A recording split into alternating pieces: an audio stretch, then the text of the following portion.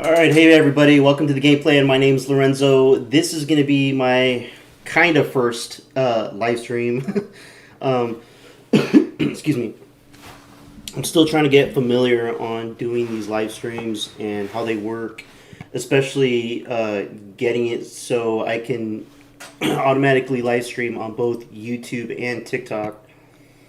I tried testing it earlier today and I'm having issues with TikTok, so I'm not sure if I'll be able to see people's comments, because that's been the issue with trying to connect to the live feed.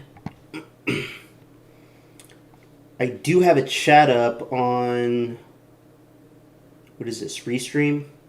So hopefully I can see people's comments. If not,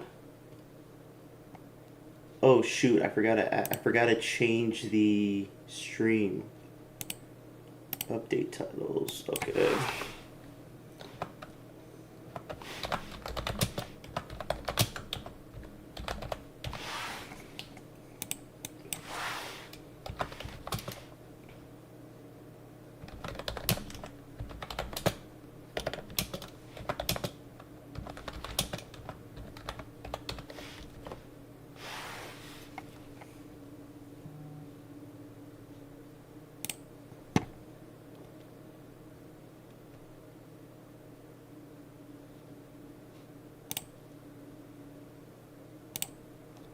Okay, I'll have to add a thumbnail afterwards.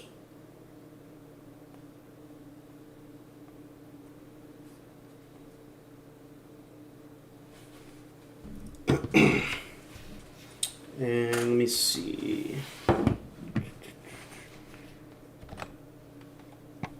Why is this lagging? Okay. We'll start in a couple minutes. I'll be able to move the camera over.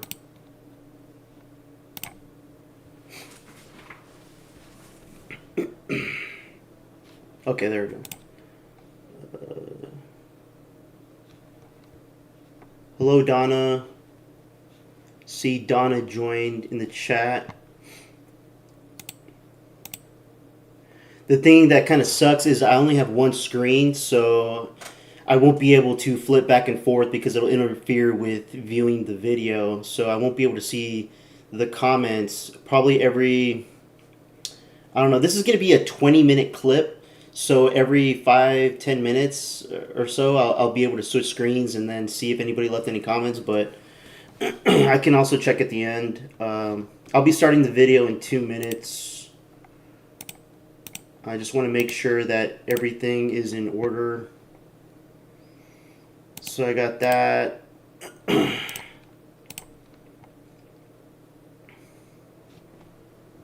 I'm trying to get better at doing live streams.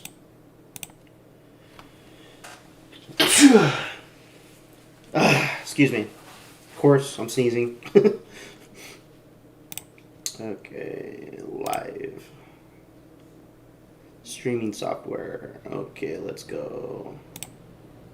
So if I'll add a thumbnail later. How do I view it? How do I view it? How do I view my live stream? Come on, come on, come on.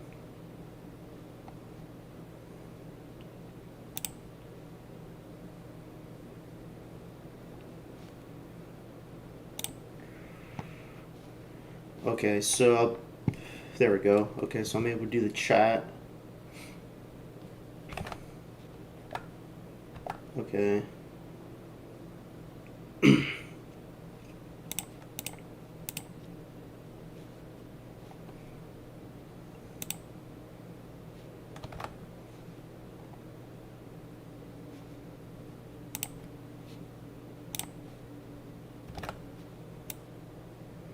Okay, so I'll definitely have to make this bigger. And then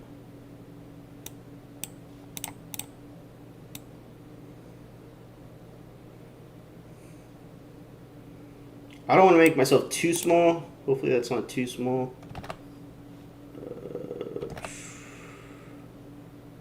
Gosh, I hope this is right. I hope I'm doing this right.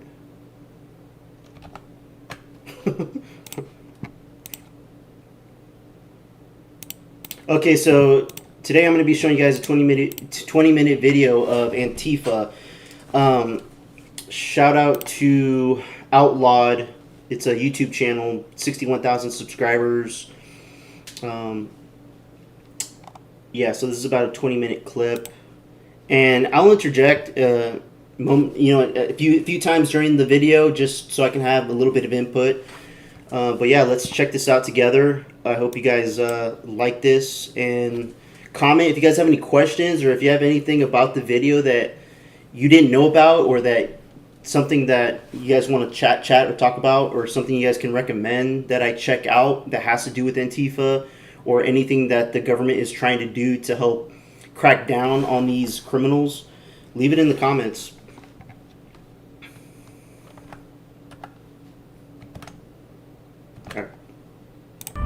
Federal agents just kicked in doors across 3 states. I just heard the loudest blast in my life. I was scared. I'm not gonna lie to you, I have never gone through this. And what they found blew the lid off America's most volatile movement, Antifa. It's a terrorist organization, in my opinion, and we're going to find out. All those questions are going to be answered. But what people really need to understand, Antifa, is that their true enemy is our system of government and our society as a whole. The FBI and Department of Homeland Security just revealed they've taken down the operational core of Antifa, a network prosecutors now tie to arson, charity fraud, and coordinated assaults on police. In Georgia, 61 defendants were charged under the same racketeering laws once used against the mob. In Portland and Chicago, federal task forces are rounding up suspects accused of domestic terrorism. This is my favorite classy gift to give. Now, you heard them talking about Portland, and they're about to speak a little bit more on Portland, but this is what's going to suck. I can't make my screen bigger. So you guys are going to have to see me really tiny, but anyways, I've heard a lot of people online, comments, through some family, friends, saying, why are they in Portland? Why is the government even in Portland? It's peaceful there. There's nothing going on there. Well, this video is going to explain a little bit more of what the government is actually doing, not just sending ICE agents to deal with the immigration, with illegal immigrants in this country, and finding these people that chose not to self-deport and are actually actively going out there to look for these people. And through the legal system, because there's so many people that are in this country that we don't even know of, too, that actually nobody even speaks of. Come to think of it, there's a lot of people that came into this country illegally that, are still under the radar, that didn't get, fake documents or anything that shows some type of proof that they're even here. So that's also another reason why they're trying to crack down on getting all these people. Outside of that, with Antifa, making it, a lot of YouTubers have been dealing with people, YouTubers that go out there in college campuses or public streets, and they choose to go and sit and talk to people and ask questions, kind of, following suit of what Charlie Kirk was doing. There's starting to be a lot more conservatives out there that are doing this, and a lot of people that are coming up to them, ripping their signs up, destroying their, trying to incite them to do something or cause physical violence, to the point where police have to get involved.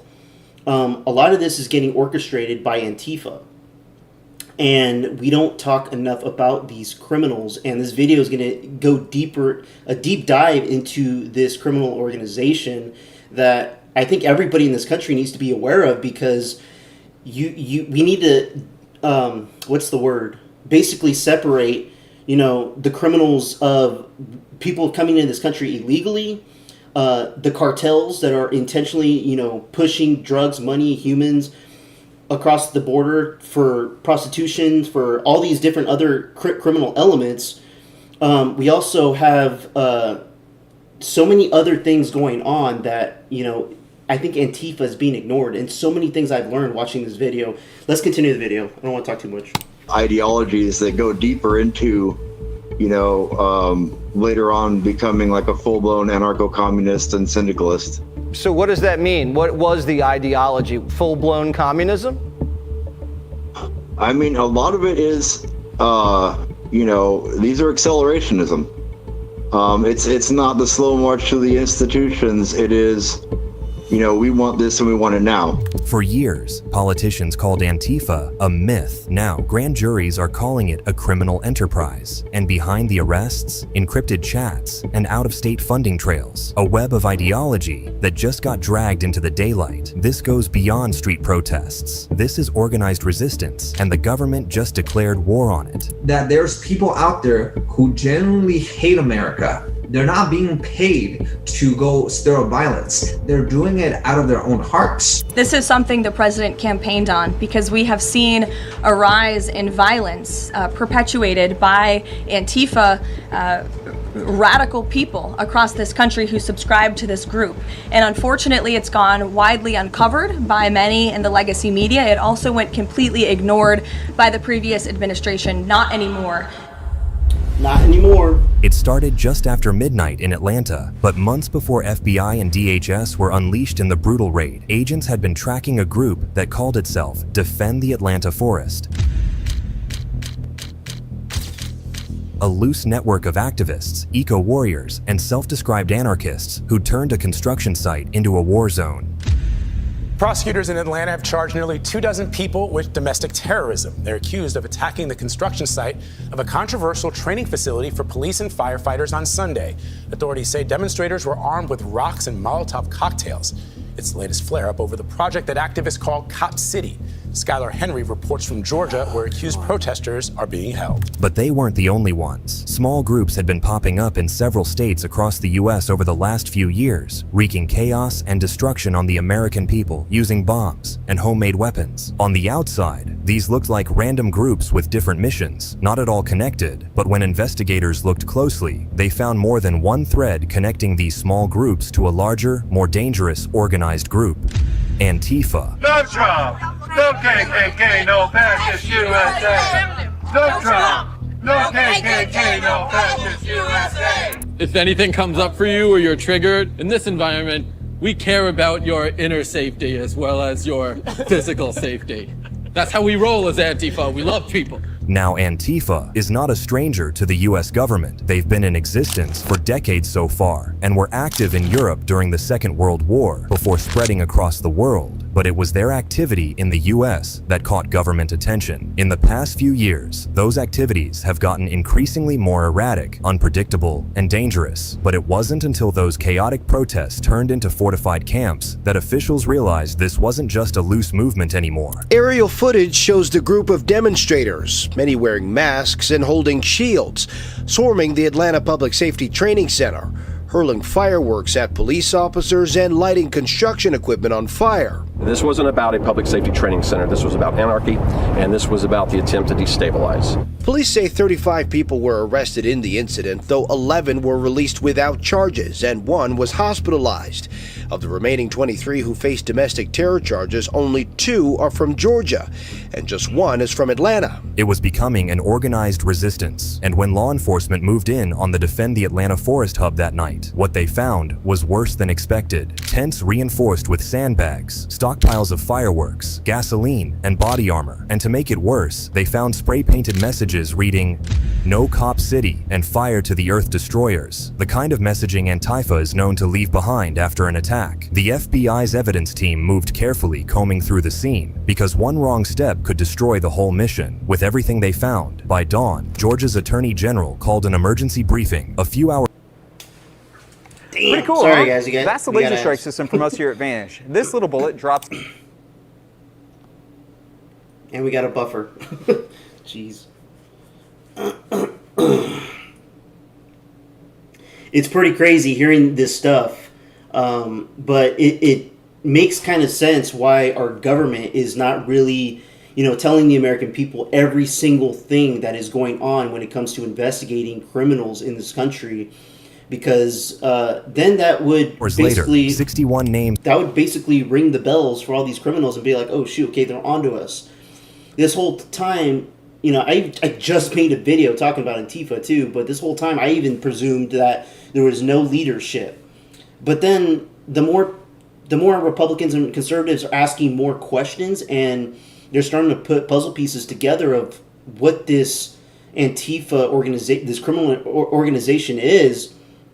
They're very smart. I mean, probably just as smart as the cartels, and are probably working with the cartels. And this is something that's very dangerous, because this is something that could take down governments, especially with the massive amounts of people that are going out to these streets in certain cities. That just so happen the National Guard steps in secretly into some cities to help, federal ICE agents to help with the immigration. And then all of a sudden you get a ton of people wearing black covered faces, holding signs, Antifa this, Antifa that, causing chaos. How did these people get activated so quickly? So this is why I believe that the FBI, CIA probably is getting involved to the point where they're really looking at... Let's continue watching this, because I think they speak a little bit on it. Let's check it out. Of top Antifa members appeared on an indictment stretching over 100 pages with charges of arson, money laundering, and racketeering under the state's RICO statute, the same law once used to dismantle the Italian mob, now, for the first time, aimed squarely at self-proclaimed anti-fascists. Why? According to prosecutors, the self-proclaimed unorganized group is actually more organized than it seems. Appearing as though they're without a structure is a tactic Antifa uses to get away with heinous attacks. But not anymore. They allow people into their membership. They have votes, they have leaderships. It's much more organized than people realize. Now investigators knew their strategies. They could easily connect the attacks cause. While they wanted them to appear random, their attacks were part of an organized campaign spanning multiple states. But the Georgia arrests were just the beginning. We just got an update from the U.S. Justice Department on a shooting that left an El Laredo police officer injured this weekend. The Department of Justice calls this an ambush near the Prairie Land Detention Center. 10 days later, in Texas, an ambush outside the Prairie Land ICE Detention Center left a local officer bleeding from the neck. Investigators say attackers used fireworks to lure guards outside, then opened fire from the tree line. By sunrise, 10 suspects were in custody, but here's the part that had investigators confirming their theory. The gear they found during the Texas ambush matched what agents had seen in Atlanta, the same tactical vests, radios, and propaganda manuals titled Organizing for Attack, Insurrection, Anarchy. Those parallels caught Washington's attention fast. Within weeks, DHS and the FBI launched coordinated raids in Portland, Chicago, and Los Angeles, targeting safe houses and digital accounts tied to Antifa-aligned collectives. Officials described it as a national enforcement phase, a shift from observing them to the direct dismantling of their organization. Inside the seized apartments, law enforcement found encrypted phones, hard drives full of chat logs, and printed maps marking police facilities across several cities, facilities they likely intended to hit. For years, Antifa had been treated as just an ideology, but now, what the investigators found told a different story. The reality was, they were a movement behaving like a network, moving funds like a syndicate, and striking like an army. So, for the first time, prosecutors are calling Antifa what it always denied being, an organized criminal network. And when they looked into how they were funded, what happened next would blow this investigation wide open. Behind every arrest file, investigators found a pattern. A few members were usually connected across several arrests, even though those arrests were from different states. They also found a few names kept coming up in their encrypted chats. But they found the smoking gun when they looked into how these groups recruit. It typically starts online with private servers on Discord, Signal, Matrix, where new recruits are invited to have casual... This part is crazy. Listen to this part, guys. Like how they're doing it. It is wild. But they found the smoking gun when they looked into how these groups recruit. It typically starts online with private servers on Discord, Signal, Matrix, where accounts to microchannels cross-link to hubs in Oregon, Michigan, and New York. And guess who these hubs are connected to? To the same New York. And guess who these hubs are connected to? To the same groups investigators raided. Each hub had its own media liaison, a finance collective, and a set of rotating moderators who issued the new recruits real-world assignments. Former member Gabriel Nadal says, breaking Antifa down into... Okay, so something's going on.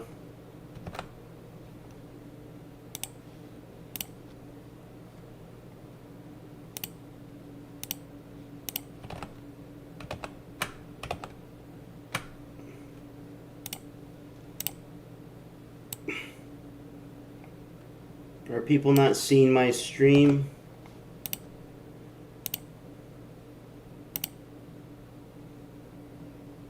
It says I'm still streaming. Lil Fear joined.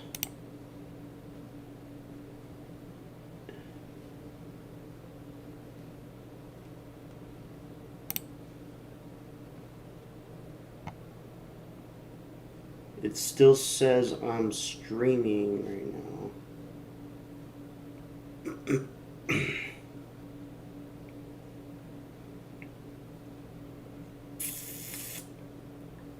Great.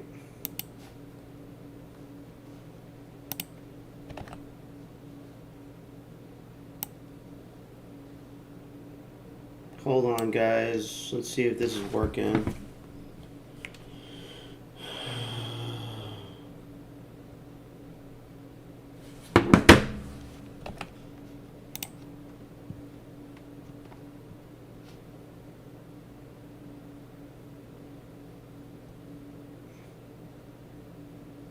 YouTube is not receiving enough video. What do you mean enough video?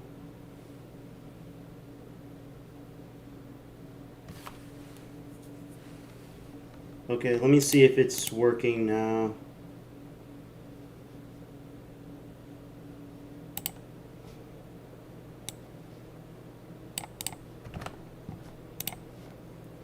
I don't know how far back I need to go, but I do want people to see this part. Once you apply it, it sticks around for good. This is what sucks. An ecosystem of chaos, fueled by a single belief that America's institutions can't be reformed. Come on, bro. What is going on here? Only dismantled and destroyed. Another insider, known publicly only as Eric, You've got to see this thing. Oh my God. It's absolutely wild. I Once may you have to apply cut the it, stream, it sticks guys. around for good.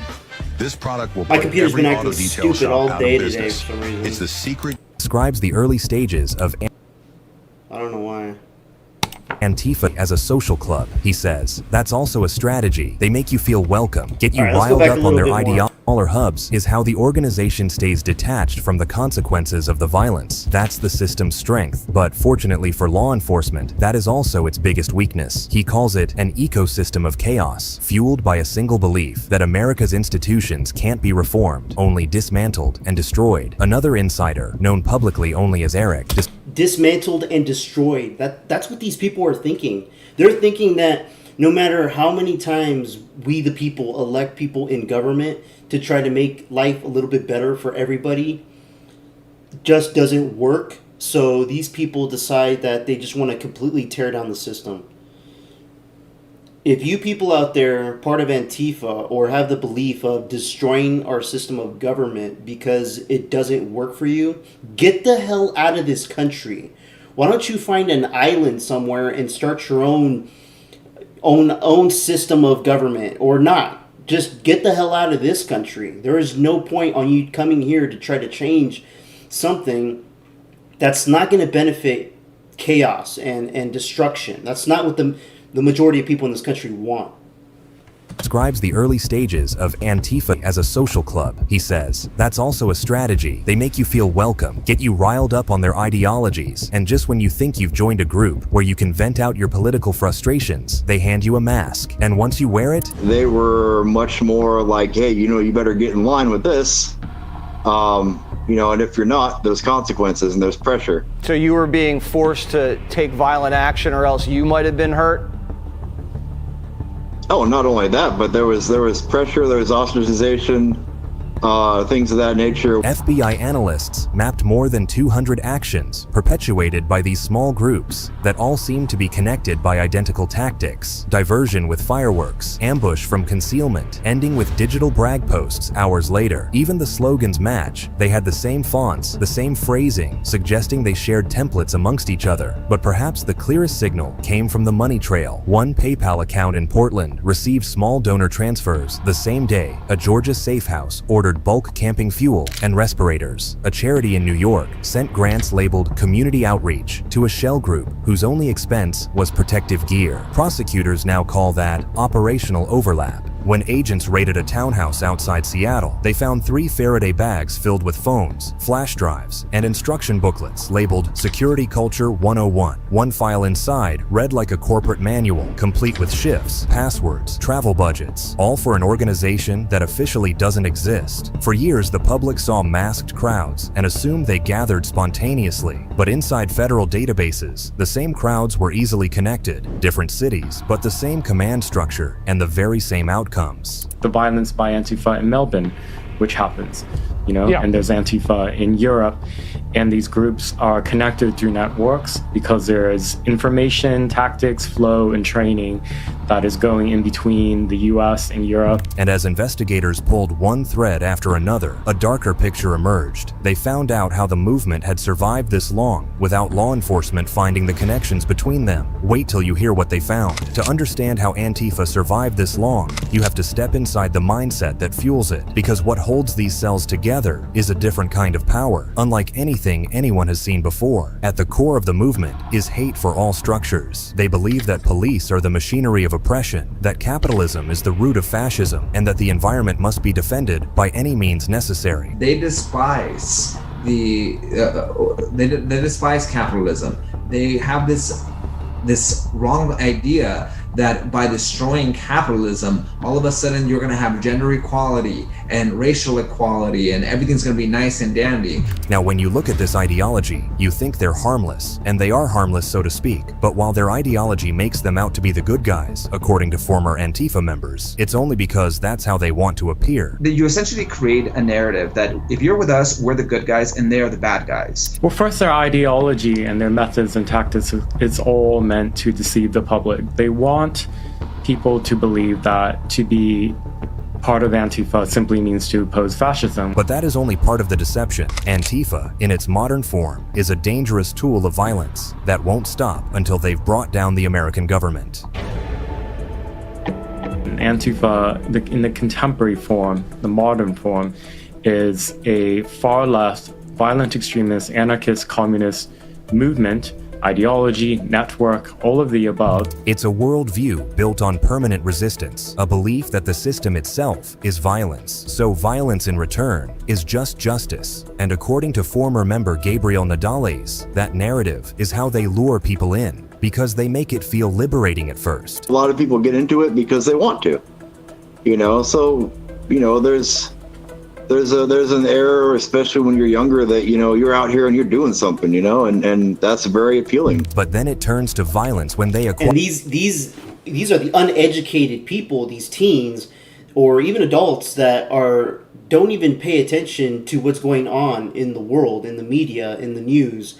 They look at headlines and they go with that, or they've been sucked into this organization to make them believe that they are the good guys, when really they're the ones causing violent acts out in the streets. And them wanting to take down, it's pretty damn clear what their intentions are now that this is really putting things together in a different light and understanding why our government is sending the National Guard and troops to, cities like Portland. They're not just sending the Guard. I'm sure they're sending, the FBI. They're sending all these things to get the information they need to track down where the money's coming from to eliminate Antifa for good. Because having all these people around the world quickly react to a situation within their city, having everybody just come out of nowhere and just start causing chaos is just not, and just arresting those people is not enough. That's not the answer. It's not the solution, because the ringleaders are still out there coordinating and making sure other people are able to go out there in other cities in the country.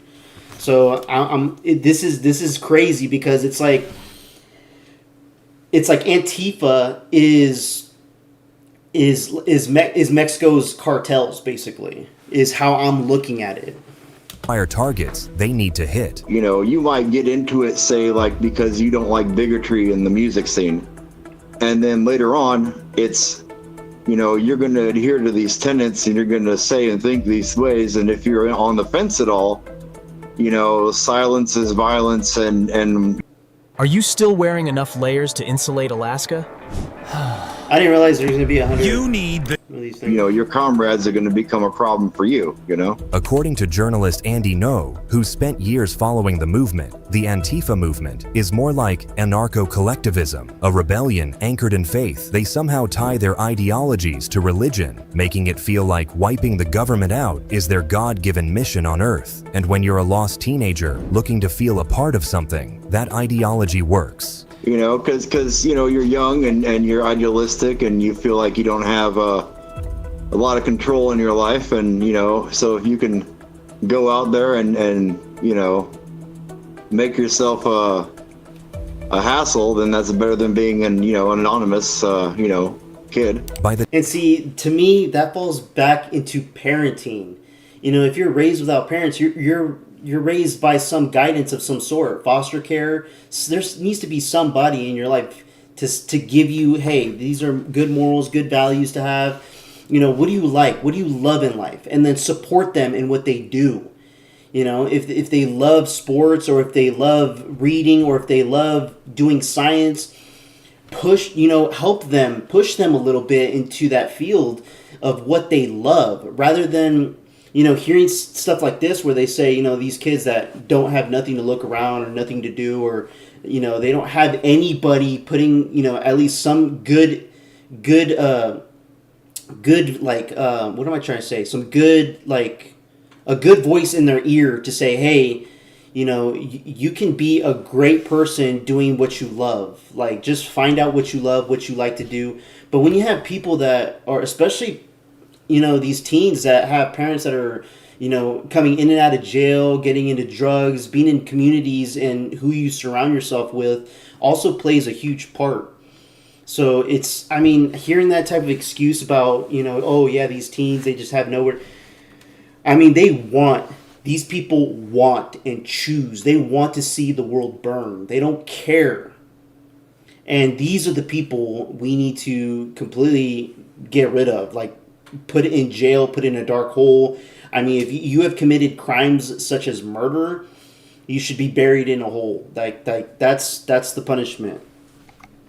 Time recruits realize how far they've drifted. They've already cut ties with family, work, and anything outside the cause. That isolation feeds the movement's most dangerous loop, self-radicalization disguised as virtue. There was the riots in '99, and yeah, I was ready to go, man. I had little Molotov cocktails in my bedroom and a copy of the Anarchist Cookbook that I had photoshopped or photocopied. You know, it was just at the time, you know, and like, oh, this is just a good time. And it's only later on that you get more involved with the ideas, the philosophies, the direct action. But if belief fuels the fight, money keeps it alive, and the trail of donations, shell charities, and cash apps is what will bring them down. While analyzing the arrests in Georgia, Treasury analysts noticed something odd. A small nonprofit registered to a single P.O. box in Atlanta had processed thousands of micro-donations labeled bail support. But when investigators compared those transactions to receipts recovered at the raid sites, the numbers matched purchases for gas cans, camping fuel, and tactical gloves.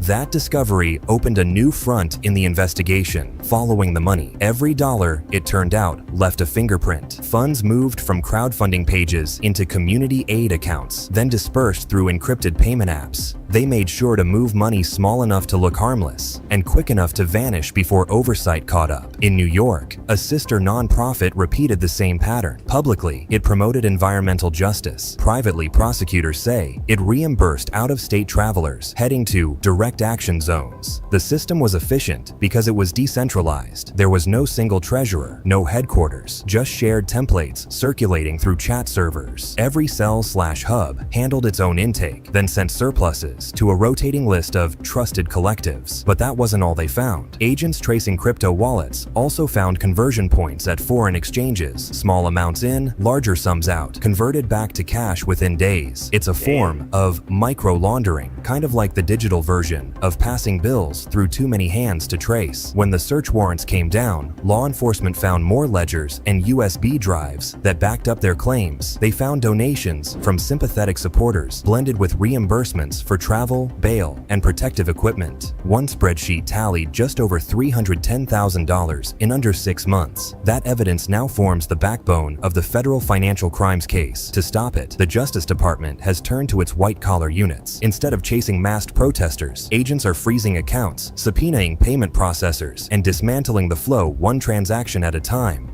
For the network, losing money means losing movement. For investigators, it's the first real leverage point, a way to dismantle an organization that refuses to admit it exists. And they used that leverage the best way they knew how. Now that they knew their structure, finance, and ideology, law enforcement stopped wasting time. By midsummer, DHS and the FBI had a new directive. Instead of waiting for riots to ignite before moving in and arresting them, agents would intercept the operations before they hit the streets. They called it pre-incident interdiction. The FBI and DHS formed a task force armed with the list of the facilitators within Antifa. These are the top guys, the people renting vans, buying bulk materials, running the encrypted message hubs. In Dallas, surveillance teams shadowed a suspected logistics coordinator for 3 weeks before moving in. Agents seized a laptop, hard drives, and a binder of passwords, data later used to identify multiple safe houses. In Portland, Homeland Security's Special Response Team raided a converted warehouse believed to be a distribution point for protective gear and cash disbursements. The operation took 6 minutes. And while the arrests were ongoing, something else was unraveling behind the scenes. The Department of Justice built a joint intelligence cell to collate all the information they've gathered so far on Antifa, financial records, digital evidence, field reports. The aim was to transform their seemingly unorganized chaosers inside local police departments. So this whole investigation thing started way before Trump declared Antifa as a terrorist organization.